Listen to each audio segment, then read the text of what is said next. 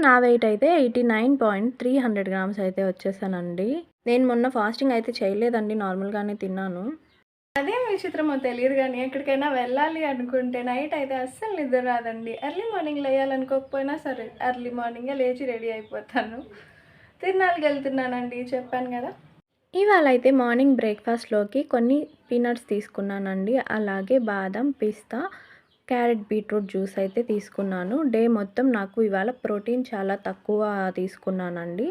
చాలామంది సిస్టర్స్ అయితే నాకు మెసేజెస్ చేస్తున్నారండి. డైలీ 6, 7 మెంబర్స్ అయితే చేస్తున్నారు. నేను స్టార్ట్ చేసినప్పటి నుంచి 40, 50 మెంబర్స్ అయితే నాకు మెసేజెస్ చేశారు.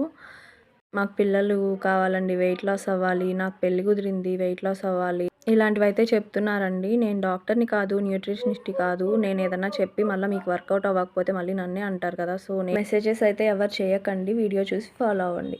నా మీల్ వచ్చేసి ఇది గారా and vegetable rice, sambar rice, వంకాయ కర్రీ, డబుల్ కా మీఠా అయితే తినేసానండి.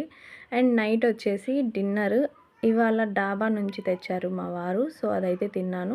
ఇవన్నీ తిన్నాక లావు పెరగమా అంటే పెరుగుతాం, ఖచ్చితంగా పెరుగుతాం. అలా అని క్రేవింగ్స్‌ని కంట్రోల్ చేశామంటే మనకి తగ్గిన సాటిస్ఫాక్షన్ ఉండదు. సో, నేనైతే తినేసాను. వీడియో నచ్చినట్టయితే లైక్ చేయండి.